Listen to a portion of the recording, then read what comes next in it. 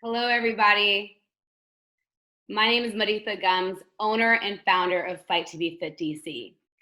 Thank you for joining us for our third episode of Surviving, Living, and Thriving during COVID-19. There has been a lot of discussion about health insurance and increasing access to healthcare. However, we need to recognize that we don't achieve health in a doctor's office or hospital.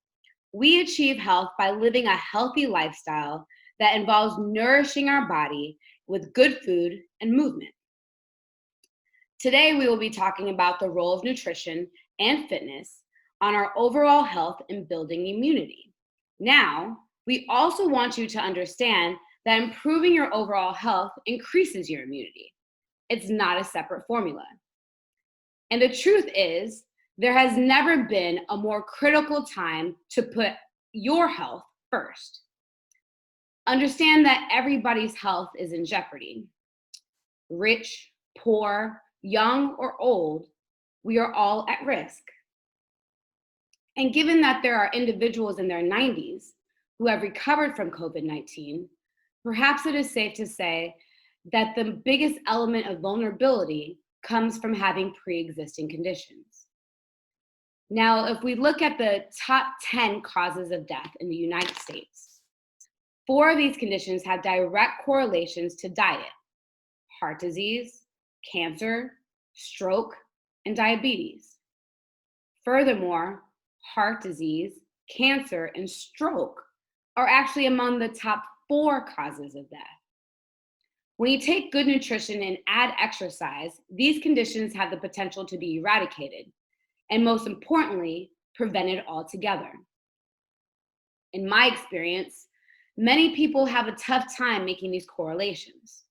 They think that we're just bound for these conditions due to their family history. They think that they're just bound to these conditions due to their family history or simply getting older.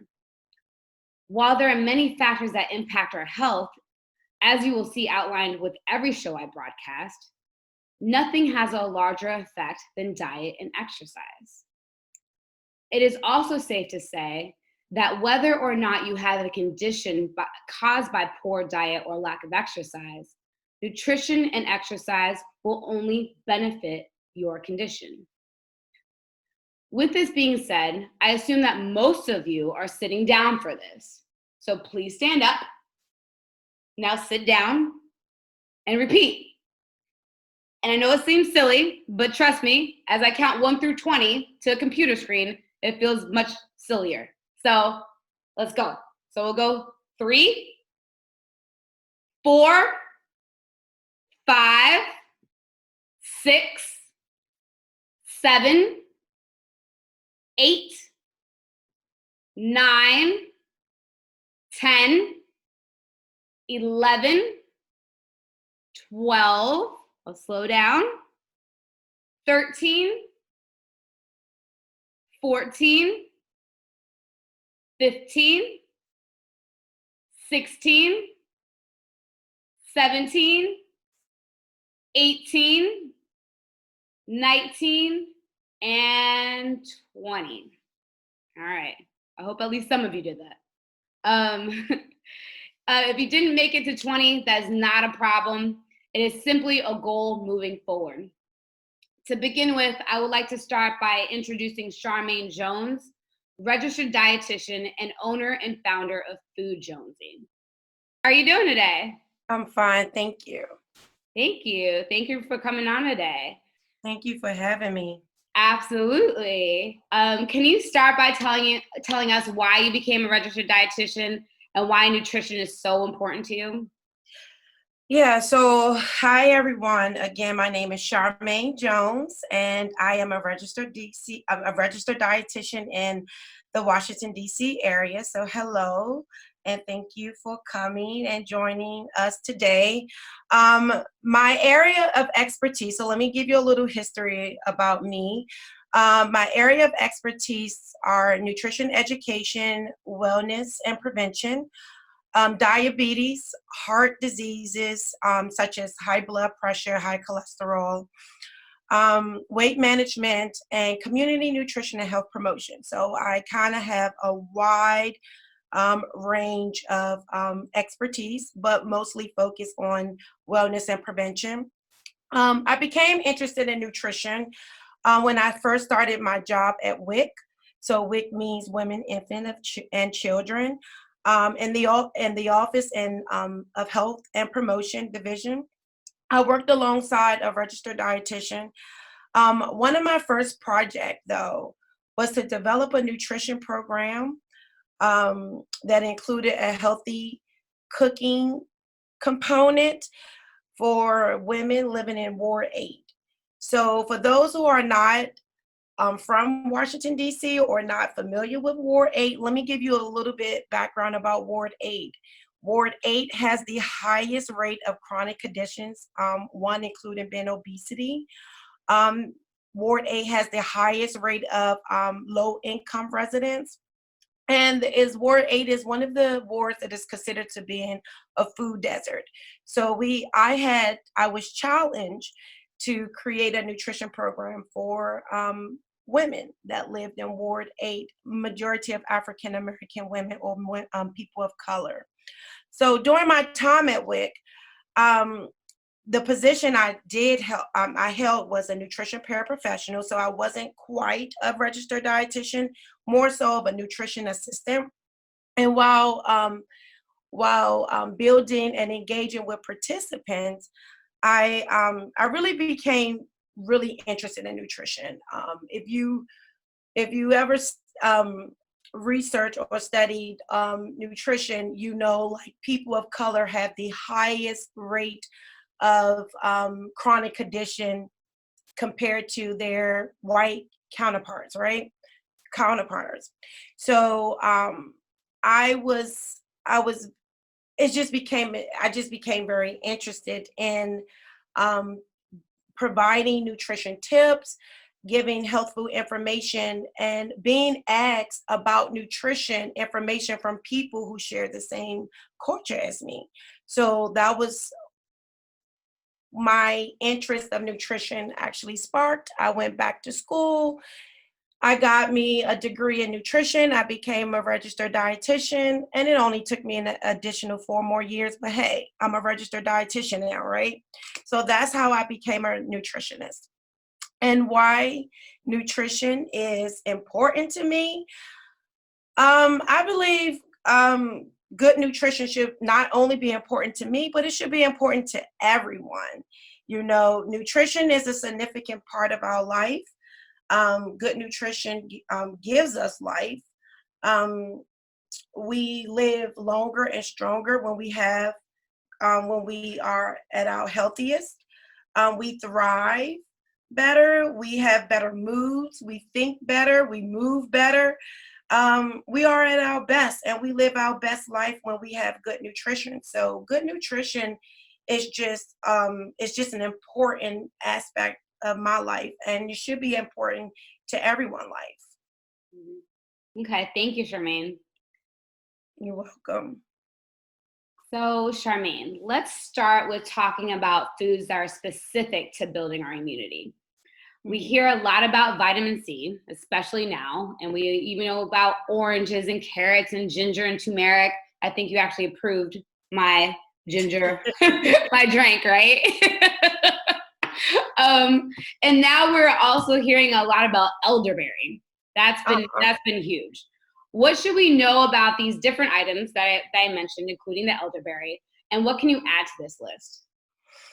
All right, so let's talk about supplements first and healthier alternatives. Because I think a lot of people just don't. They know what supplements are, but let me just give you some recommendations about supplements and some of the benefits before I start talking about vitamin C and stuff. Well, first of all, supplements are very beneficial because one, when we are lacking nutrients, you can pop a supplement in your mouth and that actually help us meet our nutritional needs, right? So supplements are good when it comes to helping us meet our daily requirements or getting some extra nutrients that our body may be lacking or we may fall short of. they're easy to take. So it's not like you can go, some days we can't make a well-balanced meal, and they include all of this good nutrients that we desire to have every day. So taking a supplement is easy, right? Or sometimes it's now that you could just take supplements and pour it into in water, shake it, and go.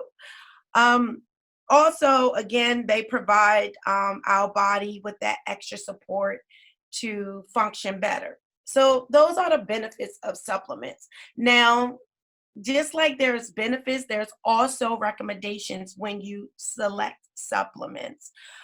First of all, supplements are not regulated. Some majority of them are not regulated by the Food Drug Administration, FDA. So therefore, you need to always be mindful before you go purchase a supplement, what that supplement is and what it do for you. And if you don't know, because there's a lot of information out there on the internet, and a lot of people are just throwing around these nutrition buzzwords, and sometimes it doesn't make sense, or sometimes it may not agree with your system. So if you're not sure about a supplement, it's always good to ask a doctor or dietitian about that supplement, or whether that supplement is good for you. And don't be tricked by marketing claims. So with supplements, there's a lot of marketing things out there, and that's what marketers do, right? They want consumers to buy their product, so they want to make everything look good. They're gonna put like um, a burst of sunshine on some vitamin C pills, because you want to have that burst of energy, right? So you just have to be very careful with marketing claims. And let me give you a little bit of facts about that. Um, when you buy supplements, and because they're not regulated by the FDA, you don't actually know what you're getting.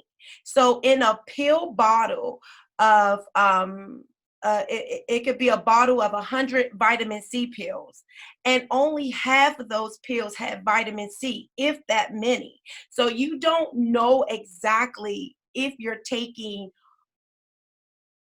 vitamin C, or if you're taking some type of placebo. So be very careful of which brand you buy and what type of supplements you are getting. It's always important, again, to do research on that brand before you buy that brand supplement. Read the side effects of supplements. Supplements are, vitamins and minerals. And some of those vitamins and minerals can interfere with the absorption of other nutrients in your body. So you have to be very careful of what you choose when you go and purchase supplements. So always read side effects, especially if you're pregnant, you're trying to get pregnant, or if you're breastfeeding. If you have a compromised immune system like HIV or AIDS, you always want to be careful of buying supplements. Always seek your doctor's advice. So to bring me back to the discussion, to Marita's questions, yes, all of those foods that she mentioned in the beginning, vitamin C, turmeric, ginger, they rank high on on building your immune system. She's right about that. But in addition to building your immune system, you should also build up your gut bacteria. So why do I bring that up? Because now your gut bacteria, healthy gut equates to a really good immune system. If your gut bacteria is not healthy, then 9 out of 10, your immune system is not that strong. So you need to also fuel and feed your gut with good bacteria, such as prebiotics and probiotics. Having a good bacteria definitely equates to a healthy immune system, and it prevents chronic conditions. So not only are you want to build your immune system, but you also want to pay attention to your digestive system as well. Did I answer that, Marita? Yes, you did. Yes, you Okay. did. Yeah, I think the only thing was elderberry. Like, what Okay. are your thoughts on that? So elderberry, absolutely. That's another supplement trend that just hit the market by storm, right? So elderberry supplements are claimed to be packed with vitamin C and other antioxidants to help boost your immune system. So they're just another resource to vitamin C. Unfortunately, there is not a lot of concrete evidence or conclusive evidence that show that elderberry is more effective in boosting your immune system than another nutrient, So that's just another a marketing claim, a marketing gadget that's out there that's saying, hey, did you know elderberry got vitamin C? So won't you just pay $17 or $16 for this bottle of supplement? So, it's just another way of getting you to buy buy another product. But I mean, to be honest, you can just go buy some red bell peppers and get as much or more vitamin C than taking a supplement, elderberry supplements. Now, I don't have any beef with elderberry, but I just know that it's not no better than in eating an orange. Which is good to know, you guys. I don't know if anybody is tried to get elderberry. But I went to Whole Foods before I talked to Charmaine, and and like antsy as I am every time I go to the grocery store right now. And I saw on the shelf they had elderberry, and I had heard about it, and so I was like, oh, let me just go grab that. I'll grab 2 bottles. I'll grab one for me and one for Gianni. and it was expensive. Like, I thought about it for a second, but I was just like, it's crazy times. Let me grab it. And it also, there was a little sign on the shelf too that said, limit yourself because of what's going on. Limit yourself to just 2 items of elderberry. Like, that's how serious it is. That's how popular this has gotten, and it's right. So so elderberry, the black seed oil, the sea moss, all of this stuff is just going on the market. I think I'm in the wrong field. I should have just been into a pharmaceutical and creating supplements, right? But no. Consumers just got to be very, very careful, and just taking the same amount of vitamin C that you can possibly get from an orange, or more nutrients, which includes fiber. Get that from that orange versus a supplement. And plus, let me tell you about vitamin C. It's a water soluble vitamin. So if you go over the recommended dosage, the excessive vitamin C that you take, you just want to pee it out. Mm-hmm. So you're overdoing it for nothing. So a lot of your money you're just peeing out anyway, because you're feeling like, a lot of people feel like the more vitamin C I take, I'm going to be extremely healthy. No, your body don't need all of that vitamin C unless you're a smoker. Now, if you're a smoker, then your body need a little bit more vitamin C. But if you're fairly healthy and with a strong immune system, for women, all you need is 75 milligrams, and for men, 90. That's it. You don't need 200. You don't need 500 milligrams of vitamin C. And can you give us an example of like what would be like 90 milligrams of vitamin C? Is that 2 oranges, or what does that look like? 2 tangerines is two cuties. Oh, that's tiny. Oh, yeah. That's nothing, really? And that's how small that vitamin C you need. Oh, that's wow. You don't need that much. Like I said, and I may be a little bit like over exaggerating, but 75 milligrams is so small. Wow. You can take a half a bell pepper and eat it with hummus and get your vitamin C. Wow. Okay, good to know. So I get why everyone wants their immune system to be like so, but it's a water soluble vitamin, y'all. Relax a little bit is what you're telling us, basically. Yeah, just relax a little bit, just a little bit. Now we could talk a little bit about zinc, because the cool thing what I've heard, and you can tell me a little more about this, but what I've heard about zinc is that it helps your immune system, and not only does it help your immune system, but it can also help with mood. And of course, we can all use a mood booster right about now. And exercise also helps improve your mood, by the way, by releasing endorphins. Endorphins are a group of hormones that essentially increase pleasure and reduce pain. Charmaine, can you tell us a little bit about foods that are rich in zinc? What do you have for us there? So zinc, it is a great immune booster. So that also ranks high on the immunity list as well.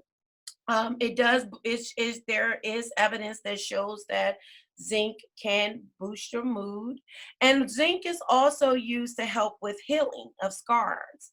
So if you get burnt, or if you have bed sores, zinc is used to help build that, zinc and proteins. So yeah, zinc has a lot of benefits. However, if you take zinc in an excessively amount, zinc can also interferes with the absorption of copper.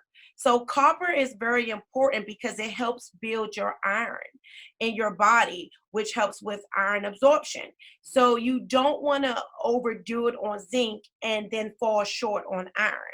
So be very careful of the amount of zinc you should have during the day. You just need, again, just a little bit. You don't need a lot of zinc to help build your immune system, but overdoing it can also interfere with other nutrients. So other foods that the other good food sources of zinc could be beans, and not only beans are good for that carry zinc, but it's a good prebiotic food, which help build up your good bacteria in your gut. Potatoes is really good. Potatoes are also good in vitamin C, the skin. So you get a double good source of zinc and vitamin C. Nuts and seeds are really good in zinc. Shellfish, but I caution those who have high cholesterol. So if you have high cholesterol, you definitely want to eat fatty fish like salmon, tuna, or something like that if you can't do the shellfish because of your cholesterol. Green leafy vegetables are always good in zinc. And also for those who are chocolate lovers like I am, sorry, Marita, I know I'm not supposed to say that, but dark chocolate 4 squares come with zinc. So if you have a sweet tooth, you can definitely satisfy your sweet tooth and also get you a boost of immune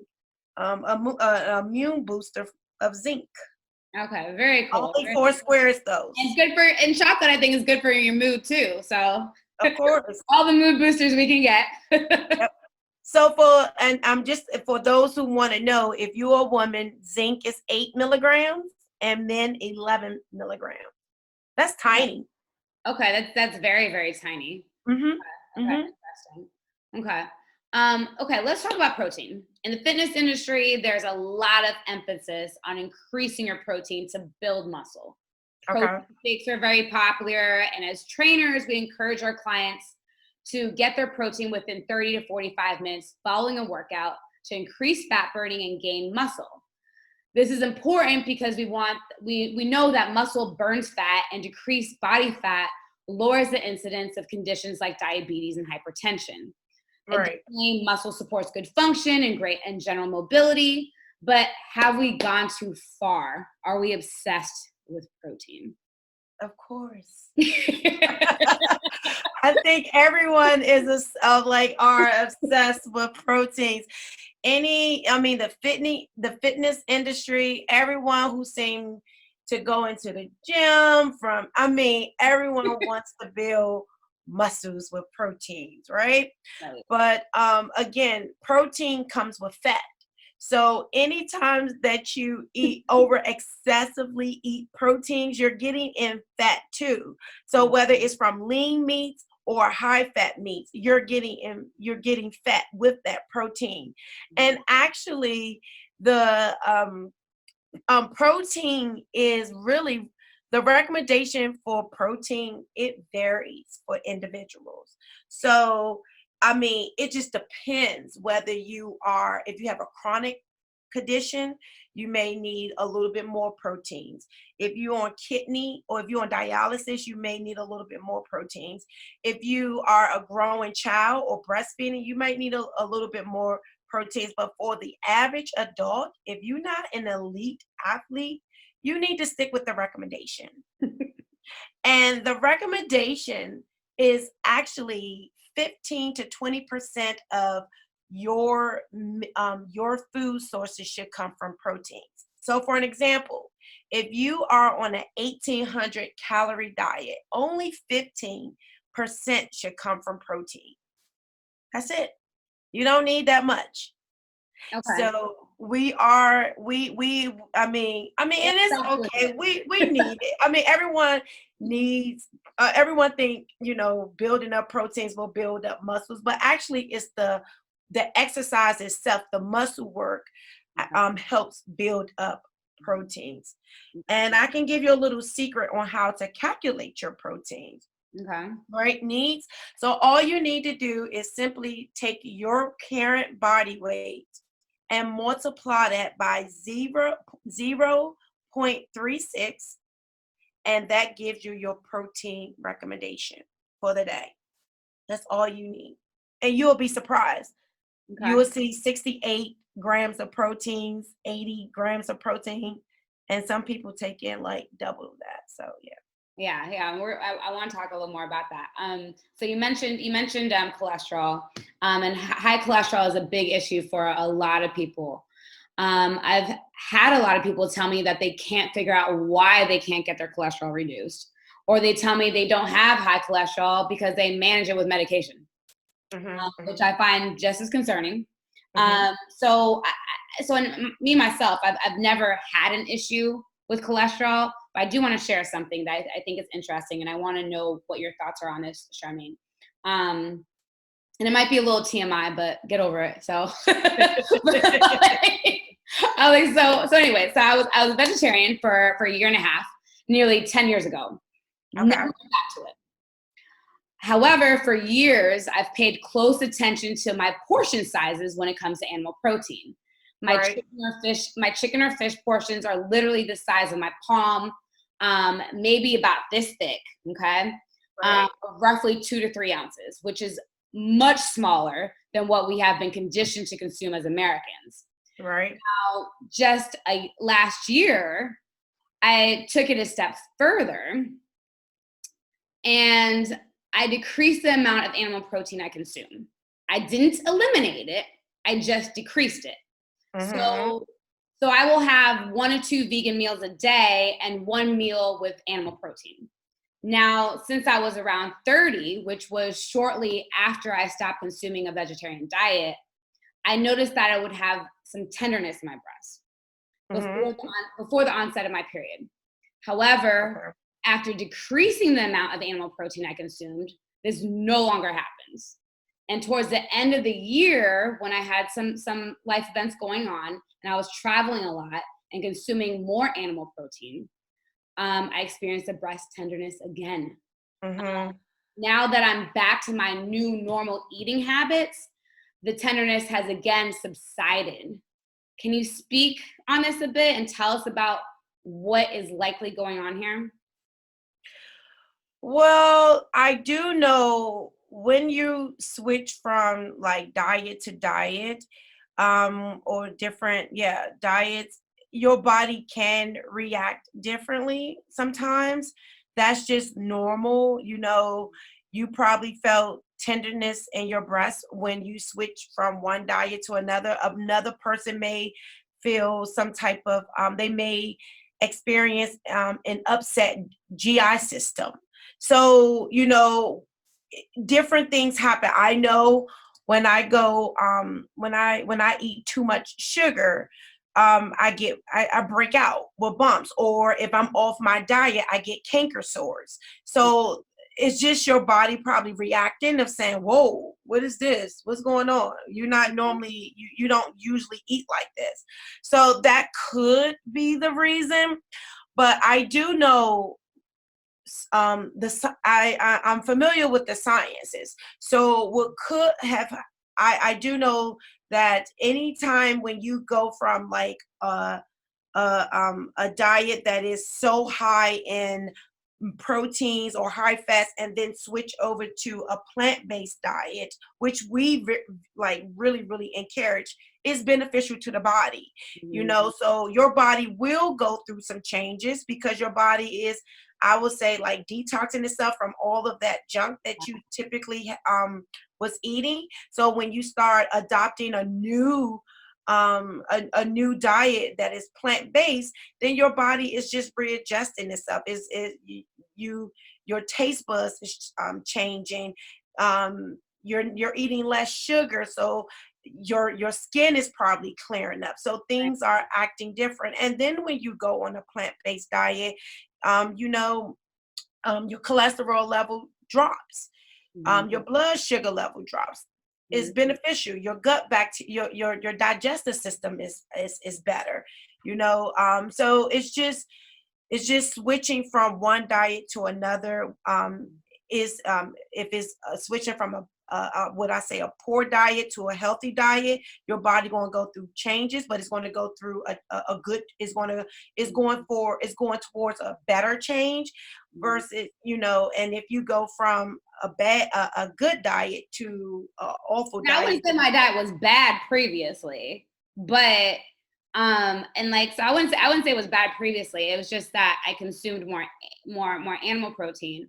Now, can you tell us anything about like the fact that about the hormone aspect of it? Because I'm wondering if that was what I was experiencing too. So the hormones, like they're when it comes to plants and when it comes to animals and hormones, there's a lot of controversial science behind that.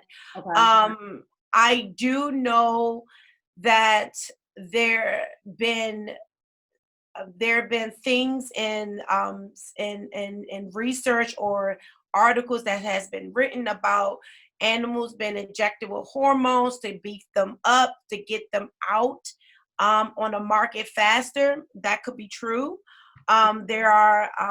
There's antibiotics that's being used in animals that could be helpful.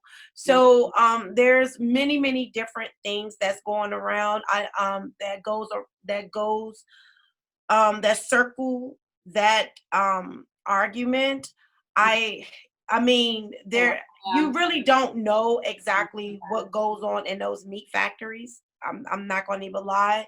But I do know that for sure that USDA, the food experts, they do allow certain things, certain veterinarians to they allow certain things to go into the system for protection for consumers, if that makes sense. I'm trying to choose my words very carefully because I'm not sure who's on a call. So I just, you don't know, you got to be very careful. So I understand.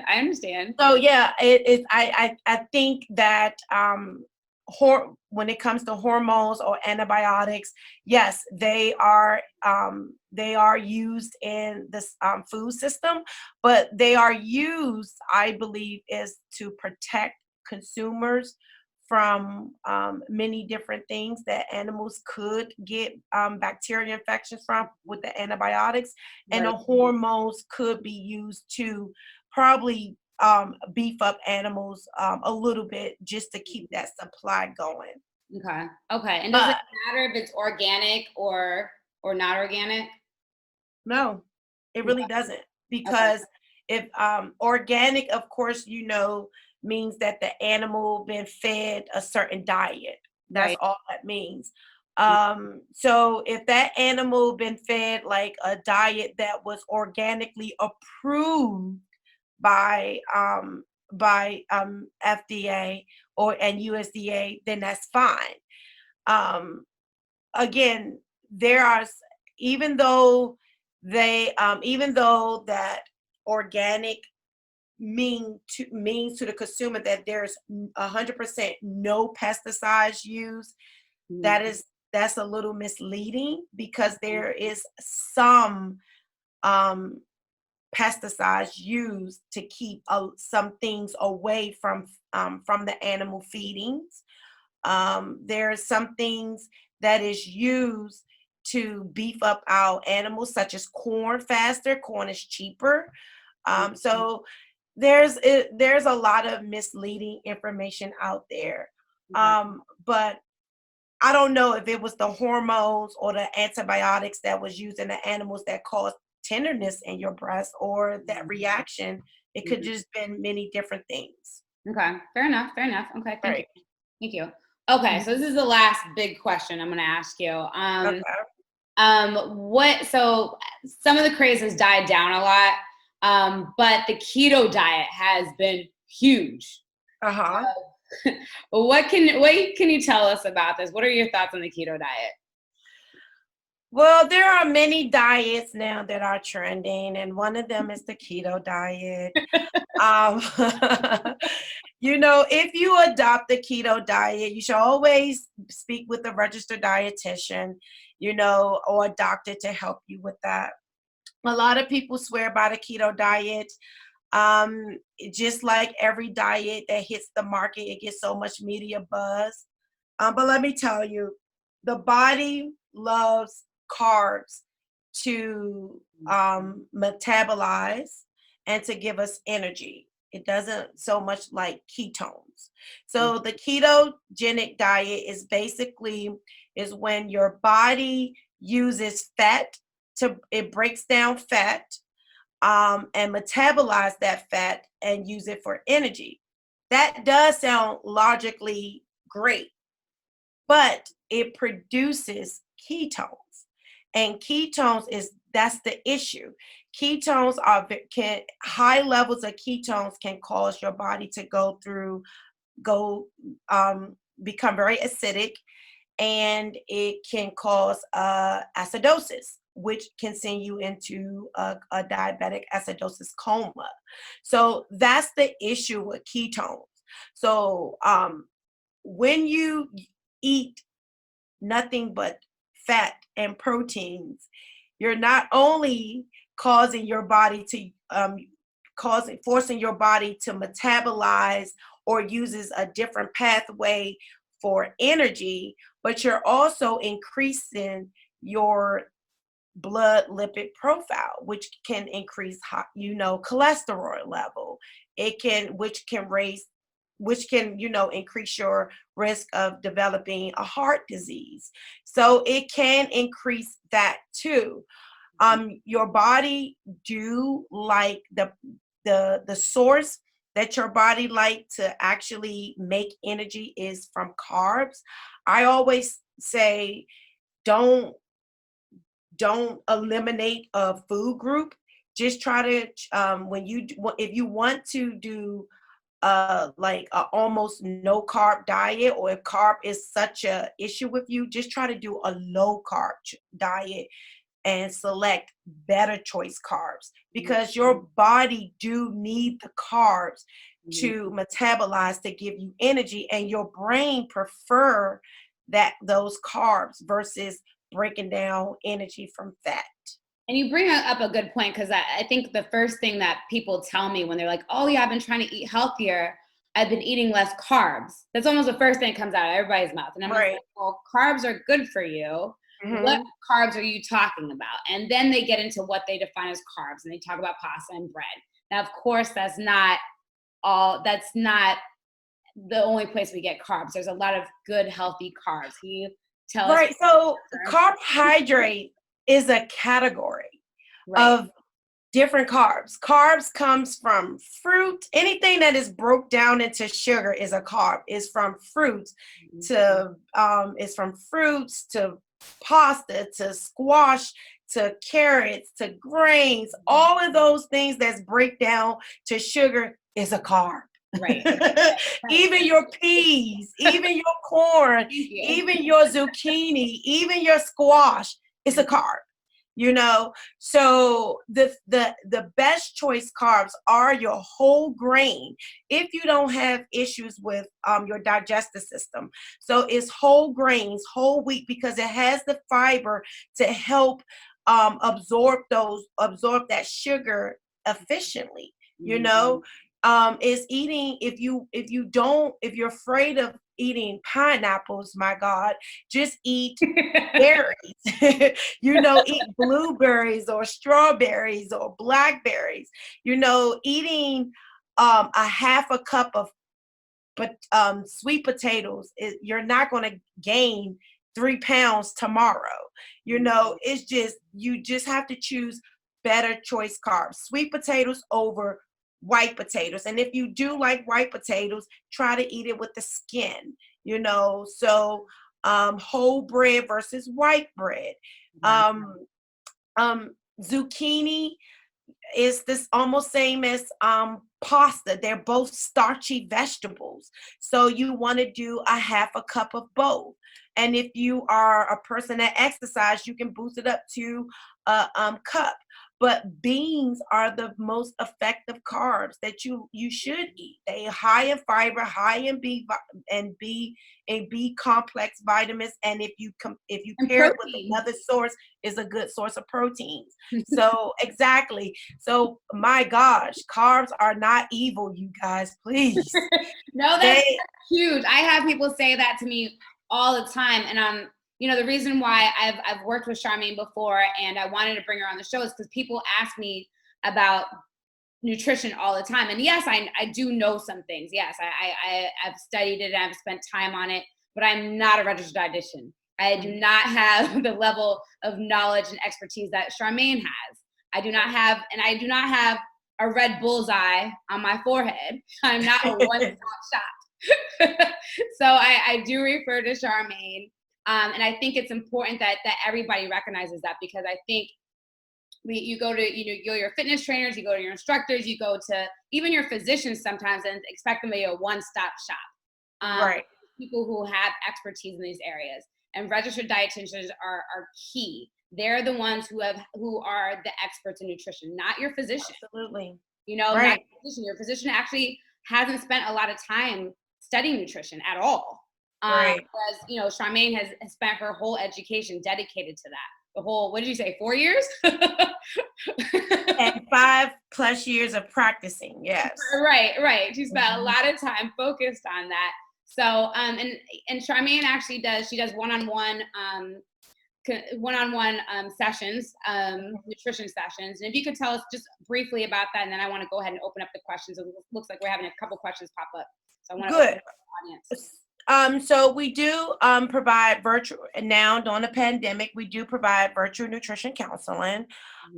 You can actually do one-on-one virtual nutrition counseling either by phone or our HIPAA compliant video conference with a Food Jonezi registered dietitian. It's a team of us, so I won't be doing it all, but you can definitely contact us, call us, reach out to us and get that customized or personalized nutrition, one-on-one nutrition counseling with you, so we can just focus on your needs and your needs only. So yeah.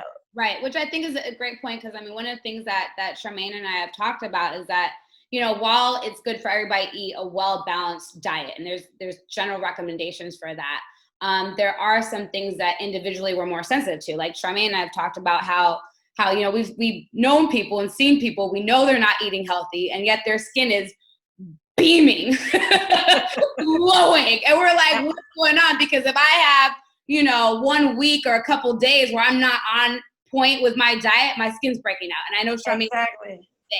So, Charmaine's made some recommendations for me to kind of help me out with that, because my skin is very sensitive. And, so yeah, I think that's a great point that, we don't want to miss. So let's see. Fabulous discussion is from Alan. This is a question for Charmaine. What is your opinion of dairy? That's a great question. Dairy generally, and also in particular, plain yogurt, hard cheese, and goat cheese. So dairy, I'm not going to sit up and say don't eat dairy. That's a personal choice.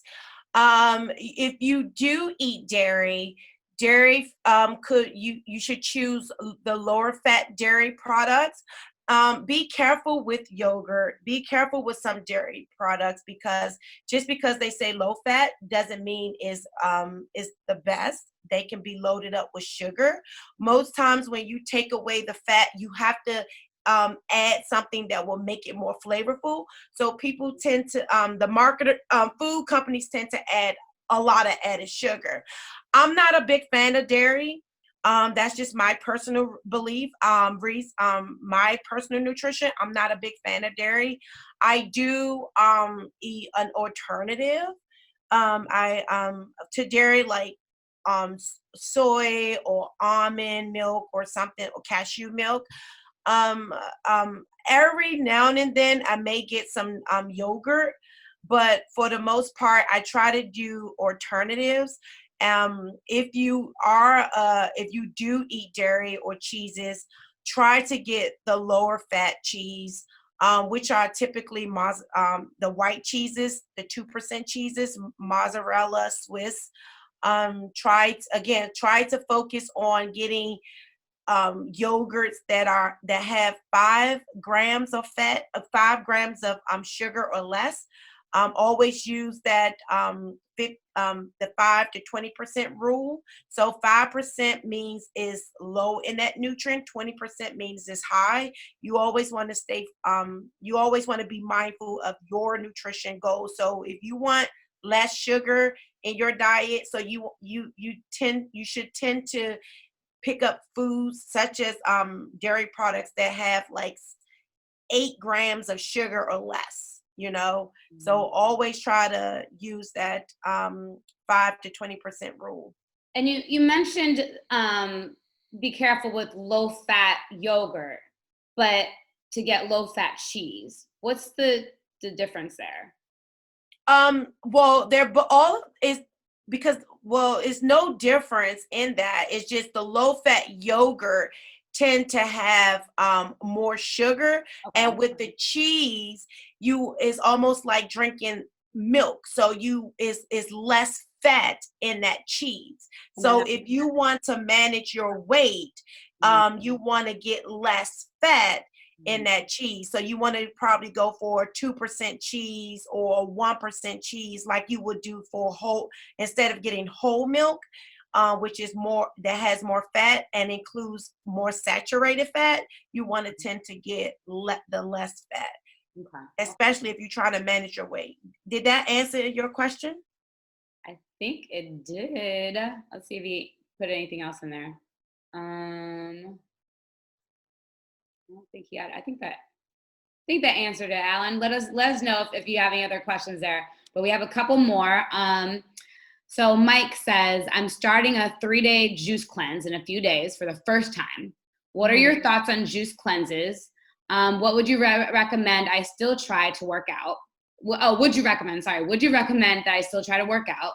Should I drink more than the recommended water intake? So if you're doing a juice cleanse for only 3 days, you want to make sure that you meet your recommendations. Most people who go on juice cleanses, they don't meet their daily recommendation because it's juice, right? Mm-hmm. So you want to make sure if you go on a juice cleanse that you meet You're still eating. You're still eating. So thank you for saying that, because a lot of people have told me they go on these juice cleanses and they don't eat. They don't eat. They don't eat. But if you solely just going on juice cleanses and you're trying to get rid of all your solids for 3 days, you just have to make sure that you're meeting your daily caloric intake. And that's how people lose their weight so fast, because they go on these juice cleanses and they're not even nearly meeting their calories intake. So they lose all this massive weight, and they like, oh, I'm I'm losing weight. And then once they start eating, their body just feels so deprived. So they tend to eat twice as much, right, and gain twice as much weight. So make sure if you go on your juice cleanse, if you are on a 2,200 calorie diet, what's his name, Mike, make sure that you are meeting 2,200. Mike, by the way, Mike, by the way, is 7'2". How tall are you, Mike? So make sure you his caloric intake might be even higher. So make sure you're drinking 2,500 calories worth of juice so you can meet that, or else you will feel a little depleted. You're going to feel hungry. And after those 3 days, you're going to be like, oh, yeah, let me eat. So try to get you some protein beverages, add some non-dairy liquids to your juice to give you that protein too. Okay. So okay. you can. We have a lot of questions coming in, so this is fun. Okay, You're welcome, Mike. So how to curb a sugar addiction? How can I curb my sugar addiction? How can you improve digestion when you can't take probiotics? Oh, that's a good question. So are you talking about taking probiotic pills or eating probiotic food? Because there is a lot of good sources out there that are probiotic foods. For an example, you can eat like sauerkraut, you can eat pickles, you can eat fermented foods, you can eat foods that pickled beets. Those things have probiotics. You can eat Activia yogurt, you like kefir. So those things have natural live bacteria in it. So that's something you can add. Now, how you curb your sugar craving means that you have to have a lot of self-control, right? So with sugar cravings, most people don't realize it's sugar and fat addiction together. So you just don't go for sugar, you go for like a sundae, or you go for like an apple pie where it's sugar and fat together that makes it taste so comforting and so good. So what you need to do is try to always you have to come up with some alternatives, like if you have a sugar craving for some chocolate. So again, like I mentioned, don't get rid of your chocolate. Just choose better choice chocolate, like dark chocolate with peanut butter. Make your own Reese cup. Take some dark chocolate, dip it in 2 tablespoons. Have those at Trader Joe's too, but. Yep. And add some fruit to it, like dark chocolate and strawberries. Melt you some dark chocolate, put some strawberries with it, and that, you don't have to wait until Valentine's Day to eat that. That can be just a nice snack. So it's different alternative ways that you can crave that sugar craving. And if you can, I can give you further recommendations if you just give me a call or send me an email, because I can go all day on sugar craving. All right, so this is Gianni. For someone whose diet leans heavily on breads, what would be alternatives? What would be alternatives for sandwiches, pizzas, usually naan? He's been making naan pizzas since the quarantine. Bagels, etc. Or are breads actually amazing and incorrectly targeted as a fatty food culprit? Come on. Okay, so bread is okay. With bread, it comes with high sodium, right? So sometimes that sodium can be an addiction. And like you named all the foods with the added sodium, like pizza bread, like the sodium from the tomato sauce. So what happens with high sodium, Charmaine? Well, what does that cause? High blood pressure. That's what I thought. Okay. So you could, if for sandwiches, instead of having bread, you could definitely have lettuce leaf, right? You can add that. You can have, they have these breads now that are like very thin cut breads that you can actually have. You can do Ezekiel bread, which is a better alternative, Ezekiel bread. So those are things that you could do with the pizza. I always suggest just get like you can make your own pizza now, Gianni. So definitely you can take thin whole grain tortillas, and add pizza sauce, add your low fat tortilla, mozzarella cheese on top, and add a lot of vegetables and put it in the oven. I mean, it's just that simple, Gianni. A lot of veggies. But don't be scared of bread. Just get better choice bread. There's a lot of thin sliced bread out there that can help you. And try to minimize that, try to weave yourself off of bread. So try to do like when you do tuna, try to eat it with cucumbers. Take big chunks of cucumber slices and add tuna on top to give you a different taste in bread. So if have one sandwich a day on thin sliced bread, try to weave yourself off. Okay. And I'll send you some more alternatives through Marita. There we go. All right. I don't think so Carla just has something to say. She said, I don't have a question, but I would like to say that I'm a fitness professional and consider myself athletic. I've been seeing Charmaine for a couple months, and she has helped me lean up and lose those pounds that I'm trying to shed. Thanks for the referral, Marita. Thanks, Charmaine. Oh, thank you, Carla. That's my girl. All right. And then Erica wants to know, what do you think about intermittent fasting? Oh, this is an interesting one. I've heard about this recently. What do you think about intermittent fasting to reduce body fat and increase metabolism?